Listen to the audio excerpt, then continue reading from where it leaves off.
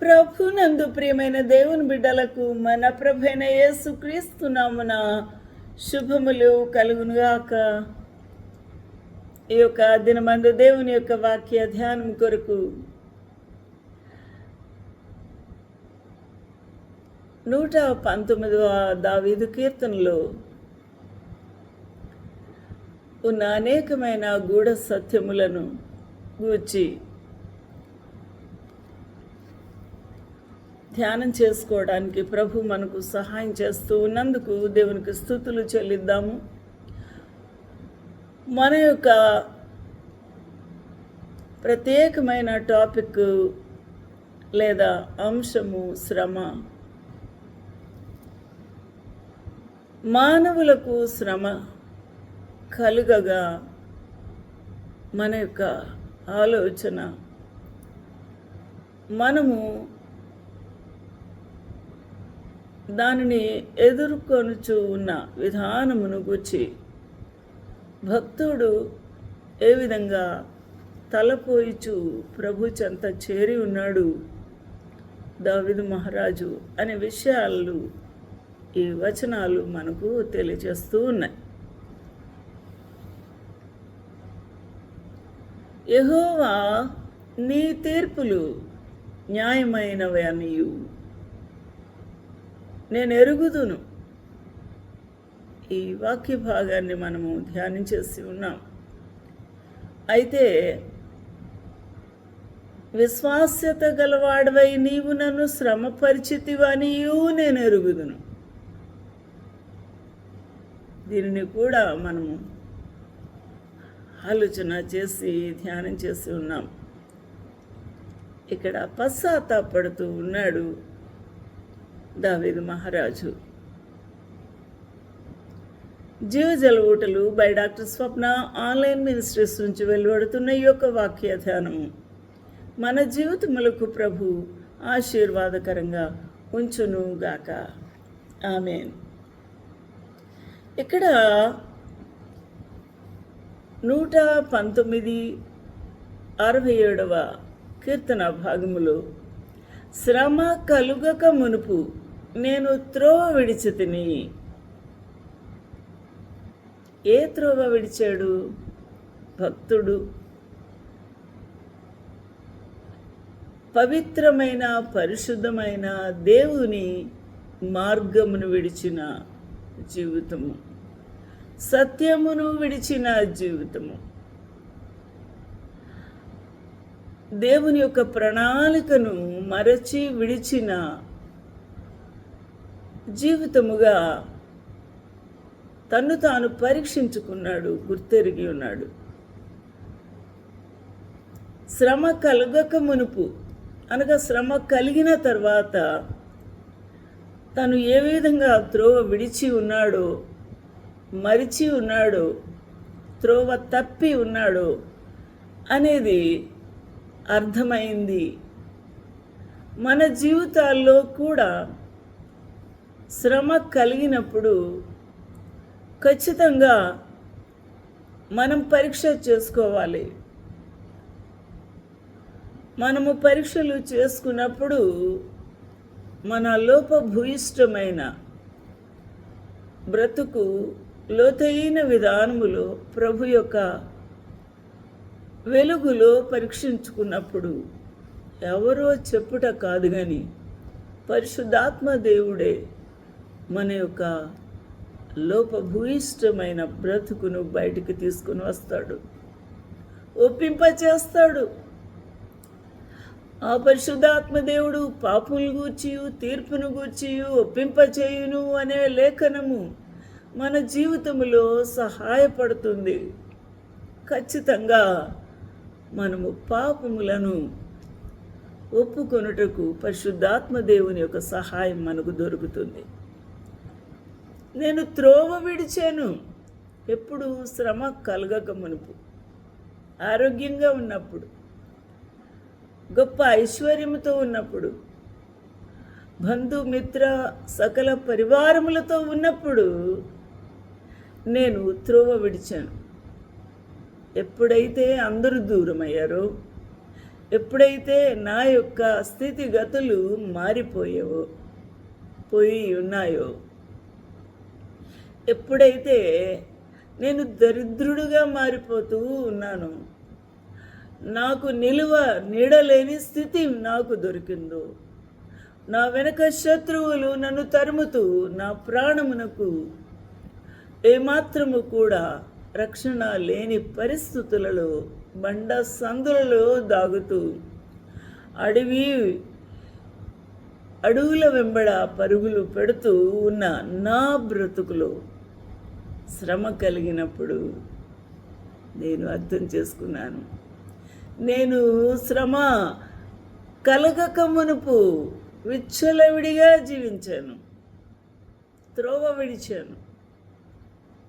ఇప్పుడు శ్రమ కలిగిన తర్వాత నీ వాక్యమును అనుసరించి నడుచుకొనుచూ ఉన్నాను. తన యొక్క పాప జీవితమునంతా ఒప్పుకొని ప్రభు యొక్క పాదముల వద్ద తన బ్రతుకును కుమ్మరించుకొని పశ్చాత్తాప్తుడై ప్రభు పాదముల వద్ద హిమము కంటే తెల్లగా నన్ను కడుగు ప్రభువా, నేను పాపం చేసి ఉన్నాను అని భక్తుడు 51వ సంకీర్తనలో తన యొక్క పశ్చాత్తాపము ఖచ్చితంగా తెలియచేస్తూ ఉన్నాడు. ఖచ్చితంగా ఒప్పుకుంటూ ఉన్నాడు, ఏమాత్రం దాచుకుంటలేదు. తను ఎంత మురికిగా ఉన్నాడో, ఎంత అపవిత్రతతో నిండిపోయిందో తన బ్రతుకు, అన్నీ కూడా నీ కృప ఉంటేనే తప్ప నన్ను క్షమించుట ఎవరి వల్ల కాదయ్యా, నువ్వు మాత్రమే క్షమించగల దేవుడు, నీవు కరుణించే దేవుడు, నీ వాత్సల్యత బహు విలువైనది. ఆ బాహుళ్యము చొప్పున నా అతిక్రమములు తుడిచివేయి. నేను పాపిని, నేను దోషిని, నేను నీ ఎదుట నిలువ తగిని వాడను అని ప్రభు పాదముల వద్ద పడ్డాడు దావీదు మహారాజు. నా దోషం బాగుగా కడుగు, నా పాపం పోవునట్లు నన్ను పవిత్రపరచు. నా అతిక్రములెన్నో, ఎంత దుష్టత్వముతో నేను చేశాను, గర్వంధుడనై చేసి ఉన్నాను. నేను ఎంత దౌర్భాగ్యమైన బ్రతుకుకి దిగ్గజారిపోయి ఉన్నాను.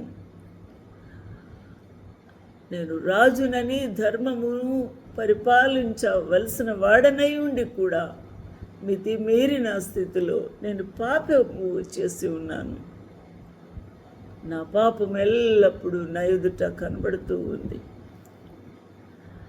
కాబట్టి నీకు విరోధంగా పాపం చేశానయ్యా, నీ దృష్టి ఎదుట నేను చెడుతనము చేసి ఉన్నాను. కాబట్టి నువ్వు న్యాయవంతుడు, నీ తీర్పు న్యాయమైంది. నన్ను ఇంతగా తర్మనిస్తూ ఉన్నావు, దరిద్రత పాలు చేసి ఉన్నావు. సమస్తమైన ప్రియులు బంధువులు దూరపరిచి ఉన్నారు. నా దుష్టత్వమే నా బిడ్డలకు నాశనము తీసుకుని వచ్చింది అని పాపములు ఒప్పుకుంటూ ఉన్నాడు. ఈరోజున నీ బ్రతుకులో, నా బ్రతుకులో కూడా నేను పవిత్రుడనగునట్లు హిస్సోపుతో నన్ను కడుగు, నా పాపం పరిహరించు ప్రభు. హిమము కంటే నేను తెల్లగా ఉండినట్లు నీవు నన్ను కడుగు అని అడగవలసిన వారమై ఉన్నాం. Have mercy upon me, O Lord, according to thy loving kindness, according to the multitudes of your tender mercies. Blot out my transgressions. Wash me thoroughly from mine iniquities and cleanse me from my sin.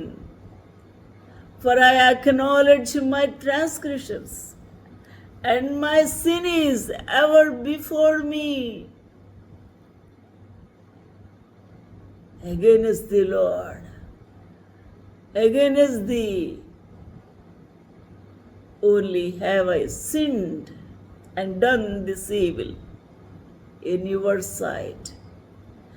And you mightest be justified when thou speakest, and be clear when you judge. Behold, I was shapen in iniquity. Yes, my Lord.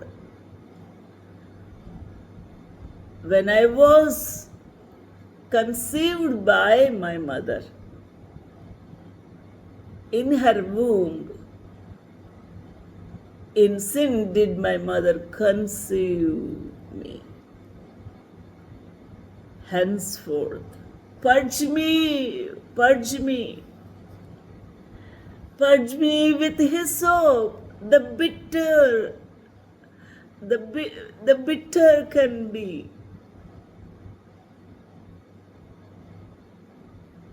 cleansed, and I shall be clean. Wash me thoroughly, and I shall be whiter than snow. Oh, my Lord, I lost my happiness. I lost my joyfulness. All my gladness gone. All my bones became dry and about to broke. Lord, make me to hear joy and gladness, and the bones which thou hast broken may rejoice. Who broke these bones? The Lord himself. He allowed the afflictions in the life of King David. శ్రమ కలుగక మునుపు నేను త్రోవ విడిచి తిని ఇప్పుడు నీ వాక్యమును అనుసరించి నడుచుకొనుచున్నాను. ఇప్పుడు పశ్చాత్తాపడిన తర్వాత, ప్రభు వద్ద సరి చేసుకున్న తర్వాత, ప్రభు పాదములు పట్టుకున్న తర్వాత, ప్రశస్తమైన యేసు రక్తముతో కడగబడిన తర్వాత తనకు ప్రాప్తి కలిగింది. దేవుని యొక్క వాక్య దర్శనము చేసుకున్నటకు, ఆ వాక్యమును అర్థం చేసుకున్నటకు, ఆ వాక్యము తెలియచేసిన చొప్పున నడుచుకొనుటకు తీర్మానము తీసుకొని హట్టి విధంగా నడుచుకొనుచున్నాను అని సాక్ష్యము పలుకుతూ ఉన్నాడు. తీర్మానము. హల్లెలూయా. గొప్ప రాజు. ఎందుకనగా నీ వాక్యము, నీ ధర్మశాస్త్రము వెలుగు అయి ఉన్నది. అది నాకు సంతోషకరము. 119వ దావీదు కీర్తనలో మనము ఈ వచనాలన్నీ కూడా ధ్యానం చేస్తూ ఉన్నాము. 67 నుండి. ఎందుకనగా నీ ధర్మశాస్త్రము నాకు సంతోషకరం. నేను బ్రతుకున్నట్లు నీ కరుణా కటాక్షములు నాకు కలుగునుగాక. నేను బ్రతకాలంటే నీ కరుణ కావాలి. అది నాకు అనుగ్రహించబడాలి. నీ బాహుళ్యము, దయా దాక్షిణ్య బాహుళ్యము నాకు అనుగ్రహము కావాలి ప్రభు. నాకు కలుగునుగాక. నేను బ్రతుకున్నట్లు నీ కరుణ నాకు సగుము ప్రభు, నాకు దొరుకునుగాక. హల్లెలూయా. ప్రాణభిక్ష పెట్టుమని గావు కేకలు వేస్తూ ఉన్నాడు దావీదు మహారాజు. హల్లెలూయా. Before I was afflicted, I went astray, but now I kept my decision to follow your word. Let your tender mercies come unto me, that I may live, for your law is my delight. హల్లెలూయా. గొప్ప సంతోషము, గొప్ప ఆనందము నీ వాక్యము ద్వారా నాకు దొరుకుతుంది. అందువల్ల నేను బ్రతుకున్నట్లు నీ కరుణా కటాక్షములు నాకు కలుగునుగాక. హల్లెలూయా. నీ వాక్యము నాకు తృప్తిని, సంతోషమును, ఆనందమును కలుగచేస్తుంది. నేను ఆ వాక్యమును భుజించుచు దాని చొప్పున నడుచుకొనుచు ఉన్నాను అంటున్నాడు. ఎంత గొప్ప అనుభవం ఇది. నీ రక్షణ కొరకు 119:81 నీ రక్షణ కొరకు నా ప్రాణము సొమ్మసిల్లుచూ ఉన్నది. నేను నీ వాక్యము మీద ఆశ పెట్టుకొని ఉన్నాను. ఇంతకు పూర్వము లోకము, లోక ఆశలు, లోక కోరిక, శరీర కోరికలతో నిండిన దావీదుకు ఇప్పుడు దేవుని యొక్క రక్షణ కొరకు ఆయన ప్రాణము సొమ్మసిల్లుచూ ఉన్నది. నేను నీ వాక్యం మీద ఆశ పెట్టుకొని ఉన్నాను. నీవు దేవుని యొక్క వాక్యం కొరకు ఆశ పెట్టుకొని ఉన్నావా? ఆలోచన చేద్దాం. దేని మీద ఆశ కలిగి ఉన్నావు? 119:82 నన్ను ఎప్పుడు ఆదరించేదవో. హల్లెలూయా. నన్ను ఎప్పుడు ఆదరించేదవో అని నా కన్నులు నీవిచ్చిన మాట కొరకు కనిపెట్టి క్షీణించుచూ ఉన్నాయి. నీవిచ్చిన మాట, నీవిచ్చిన వాగ్దానము, నీవిచ్చిన ఈ గొప్ప ధర్మశాస్త్రములో దాగి ఉన్న ఈ వాగ్దానమును